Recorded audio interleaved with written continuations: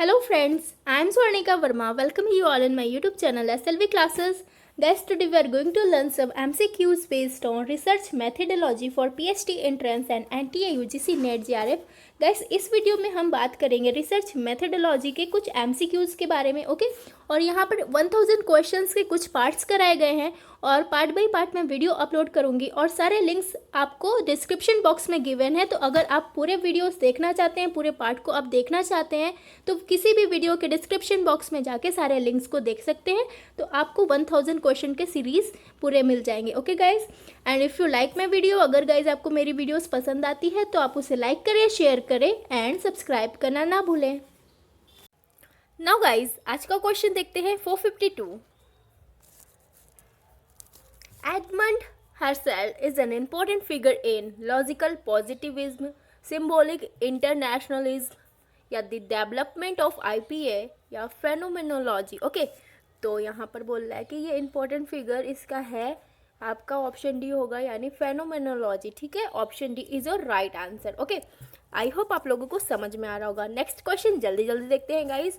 453 IPA is influence by. IPA किसके द्वारा influence होता है? Rational emotive therapy, symbolic interactionism, C17th Chinese philosophy या तो the idea that mind develops through genetic therapy. So right option होगा symbolic interactionism, ठीक है। तो इसका राइट ऑप्शन क्या है? Option B. जल्दी जल्दी नेक्स्ट क्वेश्चन देखते हैं। 454 हर्मेन्यूटिक्स मीन्स। हर्मेन्यूटिक्स मतलब क्या होता है? The study of the meaning message, the study of the mind as a closed system, the study of the origins of symbols या तो the study of language at level of the sentence and above. So right option होगा कि ये study किस चीज़ का होता है? Meaning messages का, ठीक है। मैसेजेस का जो एक्चुअल मीनिंग होता है वो इसकी स्टडी है, okay. So right option option A. Now guys जल्दी जल्दी नेक्स्ट क्वेश्चन देखते हैं। 455 Martin Heidegger is the best known. Best known वो किस लिए ज़्यादा अच्छे से जाना जाता है? For extending symbolic interactionism to business organization, यानी बिजनेस ऑर्गेनाइजेशन में इंट्रैक्शनिज्म करने के लिए, इसको एक्सटेंड करने के लिए, या for his work on the monkey brain, उसके वर्क के लिए जो मंकी ब्रेन पर है, ठीक है। For his work on translating, just a minute, for his work on translating Husserl's writing into French, ठीक है। ये जो राइटिंग है हिजर्स राइटिंग, उसको फ्रेंच में करना, ठीक है। या तो for introducing the words, just a minute, for introducing the words deconstruction. तो इसका मेन ये बेस्ट नोन किस लिए जाना जाता है? ताकि वो इंट्रोड्यूस कर सके वर्ड को, डीकंस्ट्रक्शन को, ठीक है। तो right option guys option D होगा। जल्दी जल्दी नेक्स्ट क्वेश्चन देखते हैं। 456 which of the following is not recommended for interviewing in IPA। IPA में इंटरव्यू में कौन सा इसमें से रिकमेंड नहीं किया जाता? The use of provocative opinions to elicit vigorous responses, या तो the use of neutral questions, the use of open questions, या तो the use of jargon free language, okay. तो इसमें नॉट रिकमेंडेड बोल रहा है और इंटरव्यू जो IP में होता है, ठीक है। तो इसमें ऑप्शन ए आपका राइट होगा, यानी यूज ऑफ प्रोवोकेटिव ओपिनियंस। जो प्रोवोकेटिव ओपिनियन है उसको ये अलाउ नहीं करता है, और ताकि वह एलिसिट कर सके वाइगरस रेस्पॉन्सेज को, ठीक है गाइज। और बाकी के जो BCD है ये आपके यूज होते हैं, ठीक है। नेक्स्ट क्वेश्चन जल्दी जल्दी देखते हैं। 457 which of the following is unlikely to be the subject matter of IPA। तो इसमें से IPA के लिए कौन सा सब्जेक्ट मैटर है? अनलाइकली बोल रहा है, ठीक है। इसमें से जो भी है, weather susceptibility to pain is related to having migraines, the experience of the mother suffering baby blues, patient suffering from chronic pain, या तो what the manic phase of bipolar illness feels like, ठीक है। तो यहाँ पर unlikely की बात कर रहा है, ठीक है, सब्जेक्ट मैटर ऑफ IPA। तो इसमें होगा ऑप्शन ए, यानी whether susceptibility to pain is related to having migraines, ठीक है। माइग्रेन्स के द्वारा जो भी होता है ससेप्टिबिलिटी पेन, ठीक है, जो दर्द होता है उससे ये रिलेट कर रहा है, ठीक है गाइज। आई होप आप लोगों को समझ में आ रहा होगा। इन केस आपको नहीं समझ में आ रहा है तो आप कमेंट सेक्शन में मुझसे पूछ सकते हैं, क्योंकि मैं बहुत ही जल्दी जल्दी बता रही हूँ, ओके गाइज। 458 जल्दी देखते हैं। The major source of data for IPA is. Major source बताना है IPA का। Surveys, autobiographies, semi structured interviews या तो इंटरनेट, ठीक है। तो इसमें होगा semi structured interviews major source है डाटा का, ठीक है, आईपीओ में। नाउ गाइज जल्दी जल्दी नेक्स्ट क्वेश्चन देखते हैं। 459 which of the follow is characteristics of IPA, इसमें से आईपीए का कैरेक्टरिस्टिक्स कौन सा है? The production of a table of themes, the identification of themes या attempting to take the participant perspective, ठीक है। तो इसमें ऑप्शन डी आपका राइट होगा, यानी प्रोडक्शन ऑफ अ टेबल, ठीक है। थीम का जो टेबल का प्रोडक्शन होता है वो भी होगा, आइडेंटिफिकेशन ऑफ थीम यानी थीम का आइडेंटिफिकेशन भी होगा, और जो अटेम्प्ट किया जाता है पार्टिसिपेंट्स का पर्सपेक्टिव, ठीक है, वो भी होगा, यानी all of this is your right answer, option D. जल्दी जल्दी नेक्स्ट क्वेश्चन देखते हैं। 460 IPA has mainly been used in, IPA किस में यूज किया जाता है? Developmental psychology, none of these, या हेल्थ साइकोलॉजी या स्पोर्ट्स साइकोलॉजी। तो आईपीए मेनली किस में यूज होता है? आपके हेल्थ साइकोलॉजी में। ओके गाइज, आई होप आप लोगों को समझ में आ रहा होगा।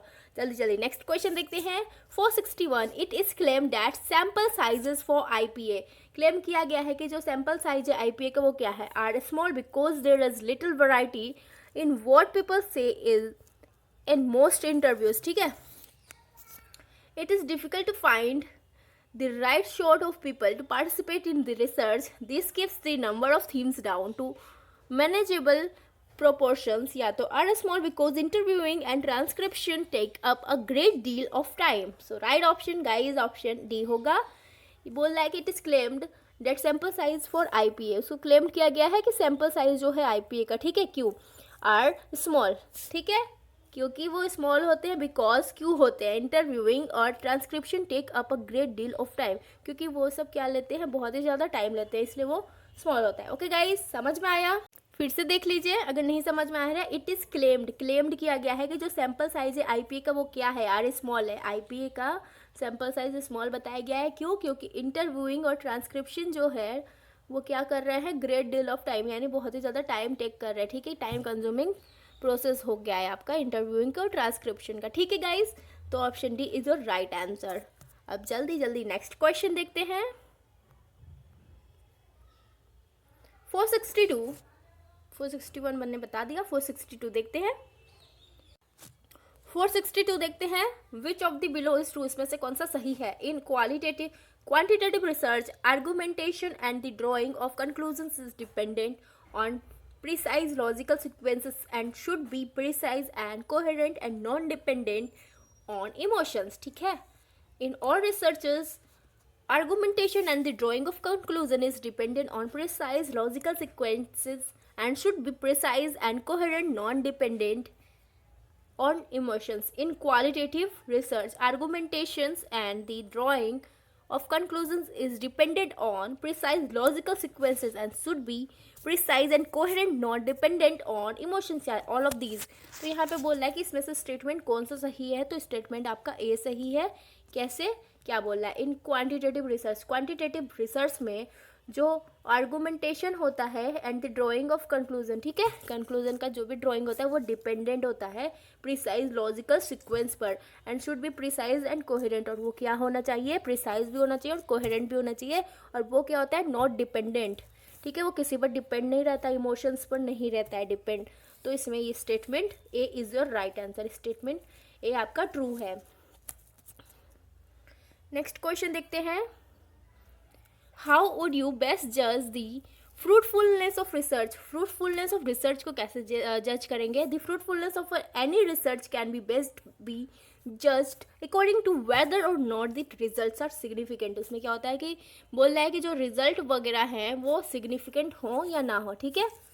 Fruitfulness of the research is probably best जज in terms of number of new ideas, ठीक है। इसमें बोला है कि नंबर ऑफ न्यू आइडियाज से उसको जज किया जा सकता है एंड इनसाइट इट ऑफर, उसको ऑफर किया जाएगा, ठीक है। This is not easily catalogued, और इसको कैटलॉग्ड इजिली नहीं किया जा सकता। Rather it is easy to spot when research lacks novel insight and ideas, जिसमें जो भी रिसर्च वगैरह है उसमें क्या है? लैक ऑफ नोवेल इनसाइट्स है, मतलब डीपली जो इनसाइट्स वगैरह होती है, अंतर्दर्शन होता है ना जो इनसाइट, उसी को बोलते हैं कि जो डीप में जाके कुछ समझना, ठीक है, और आइडियाज़ वगैरह, ठीक है। तो उसके बारे में ये बात कर रहा है। और ऑप्शन सी में क्या बोला, the fruitfulness of any research could be judged bye assessing the impact of the research on the public और अदर रिसर्चर्स। तो ये बोल रहा है कि जो भी है उसको जज कैसे किया जाएगा, कि इम्पैक्ट ऑफ द रिसर्च को असेस करके, ठीक है, पब्लिक पे और अदर रिसर्चर्स पर, ठीक है। तो इसका राइट ऑप्शन क्या हो जाएगा, ऑप्शन बी। मैंने अभी बी में जस्ट बताया कि fruitfulness of the research is probably best जज, कौन से टर्म्स में, नंबर ऑफ न्यू आइडियाज, ठीक है, एंड इनसाइट्स इट ऑफर, जो अंतर दर्शन होता है, मतलब डीपली जो भी देखते हैं ना उसी को इनसाइट्स बोल रहे हैं, ठीक है। This is not easily catalogue, और इसको इजीली कैटलॉग भी नहीं किया जा सकता है, ठीक है, rather it is easy to spot, ठीक है, और इसको ईजी टू स्पॉट भी बोल रहे हैं। और यहाँ पर लैक नॉवल सिग्निफिकेंट, यहाँ पर है lack novel insight and ideas, यहाँ पर लैक की कमी है, ठीक है। नाउ गाइज नेक्स्ट क्वेश्चन देखते हैं 464। It is acceptable to consider the application of research findings as an indication of the value of some research, why does this prove difficult with qualitative research, ठीक है। तो यहाँ पे बोल रहा है कि एक्सेप्टेबल है कि जो एप्लीकेशन और रिसर्च फाइंडिंग्स का उसको इंडिकेशन ऑफ वैल्यूज माना जाए कुछ रिसर्च के लिए। वाई डज दिस प्रूव, और इसको क्यों डिफिकल्ट माना गया है विथ क्वालिटेटिव, यानी जो क्वालिटेटिव रिसर्च है उसके साथ इसको क्यों डिफिकल्ट माना गया है, ये रीजन बताना है। तो बोल रहा है because quantitative research is better than qualitative research, ये बोल रहा है कि जो क्वांटिटेटिव रिसर्च है वो बेटर है क्वालिटेटिव रिसर्च से when it come to applied psychology, जब भी उसको साइकोलॉजी के टाइम पर अप्लाई किया जाता है। या तो ऑप्शन बी में देखते हैं guys, because qualitative research is subjective and this undermines its impact, या तो because qualitative research is never used in applied psychology, या तो because qualitative research can not be used effectively to solve a problem, ठीक है। तो यहाँ पर बोला why does this prove difficult, इसको क्यों माना गया है डिफिकल्ट, क्योंकि जो क्वालिटेटिव रिसर्च है वो सब्जेक्टिव है, ठीक है, and this undermines its impact, और ये अंडरमाइन कर रहा है उसके इम्पैक्ट को, क्योंकि ये सब्जेक्टिव है। ओके गाइज, तो 464 में ऑप्शन बी राइट होगा। अब 465 देखते हैं। Why does validity pose a problem for qualitative research? Validity pose जो है वो क्यों क्रिएट कर रहा है क्वालिटेटिव रिसर्च के लिए प्रॉब्लम, क्योंकि because the validity of interviews can not be measured, because there is not any quantitative data on which to access validity, because validity is only an issue in quantitative research, because the measurement of validity implies that there is something fixed which can be measured. तो guys इसका right option होगा option A, because the validity of interview can not be measured, यानी जो interview का validity होता है उसको नापा नहीं जा सकता है, ठीक है, मेजर नहीं किया जा सकता है, यही इसका है वैलिडिटी पोस्ट, ठीक है, क्वालिटेटिव रिसर्च का प्रॉब्लम। नेक्स्ट देखते हैं, how does Potter 1998 regard validity in qualitative research. जो पॉटर 1998 हैं वो वैलिडिटी को क्वालिटेटिव रिसर्च में कैसे रिगार्ड कर रहे हैं, ठीक है। Option A, that validity issues do not apply to qualitative research, ठीक है। रिपर्टोयर ऑफ एनालिटिकल क्लेम्स या the fidelity of the transcript to the audio tape या जस्टिफिकेशन ऑफ एनालिटिकल क्लेम्स। तो यहाँ पे जो पॉटर 1998 के हैं वो क्या बता रहे क्वालिटेटिव रिसर्च की वैलिडिटी में, कि जो है वैलिडिटी वो क्या है, एक तरीके का जस्टिफिकेशन है एनालिटिक क्लेम्स का, ठीक है। इसमें जो वैलिडिटी है क्वालिटेटिव रिसर्च में पॉटर 1998 एक्सप्लेन कर रहे हैं कि ये क्या है, एक तरीके का जस्टिफिकेशन है एनालिटिक क्लेम्स का। So option D is the right answer. Okay guys, now guys next question देखते हैं, question 467। Which of the following statement is true of deviant cases in research. इसमें से कौन सा स्टेटमेंट सही है डेविएंट केसेज इन research में, और research consider deviant cases in the analysis, these cases are as important as the normal trends, ठीक है। Neither qualitative nor quantitative research pays attention to deviant cases as they cloud the analytical process by careful attention to detail. Qualitative analysis is more likely to consider a deviate case than in quantitative analysis, which would most likely discard it as noise. By careful attention to detail, quantitative analysis is more likely to consider the deviant case than qualitative analysis, which would most likely discard it as a noise, ठीक है। तो इसमें बोल क्या रहा है कि इसमें से जो भी स्टेटमेंट सही है डेविएंट केसेस इन रिसर्च, यानी डेविएंट केसेस जो होता है रिसर्च में उसके लिए कौन सा स्टेटमेंट ठीक है। तो स्टेटमेंट आपका होगा, पहले में क्या बोल रहा है कि जो भी रिसर्च है उसको डेविएंट केसेस माना गया है एनालिसिस में, क्योंकि ये बोल रहा है कि this cases are as important, ठीक है, इसको माना गया इंपॉर्टेंट नॉर्मल ट्रेंड के लिए। और इसमें बोला है कि नाइदर क्वालिटेटिव, ना तो वो क्वालिटेटिव होगा ना ही वो क्वांटिटेटिव होगा, जो कि अटेंशन पे कर रहा है डेविएंट केसेस के लिए as they cloud the analytical process, ठीक है। ये भी नहीं होगा आपका। ऑप्शन सी देखते हैं, by careful attention to detail. इसमें बोल रहा है कि जो भी है डिटेल के लिए वो केयरफुली अटेंशन उसमें दिया जा रहा है। Qualitative analysis is more likely to consider a deviant, यानी जो क्वालिटेटिव एनालिसिस है उसको मोर लाइकली बोला गया, उसको कंसिडर किया गया कि वो ज़्यादा बेटर है, ठीक है, डेविएंट केस के लिए देन इज क्वांटिटेटिव एनालिसिस। तो फिर से देखिए यहाँ पे बोला है कि क्वालिटेटिव जो एनालिसिस है उसको बहुत अच्छा माना गया, उसको कंसिडर किया गया कि वो अच्छा है डेविएंट केसेस के लिए in comparison to quantitative analysis, ठीक है। तो दोनों में से अच्छा कौन है, क्वालिटेटिव एनालिसिस डेविएंट केसेस के लिए, which would most likely to discard it as noise, ठीक है, नॉइस के लिए इसको क्या माना गया, डिस्कार्ड माना गया, ठीक है। तो option C is your right answer. Okay guys, now guys जल्दी जल्दी नेक्स्ट क्वेश्चन देखते हैं। 468 triangulation refers to what. Triangulation जो है वो क्या रिफर कर रहा है, triangulation refers to the replication of findings within settings using different methods of data collection और analysis. Triangulation refers to a stage of the literature reviewing process. Triangulation refers to the something you use a map or and compass for. या तो triangulation refers to the attempt to dispute prior findings, ठीक है। तो इसमें बोला triangulation का मतलब क्या है, वो क्या रिफर कर रहा है।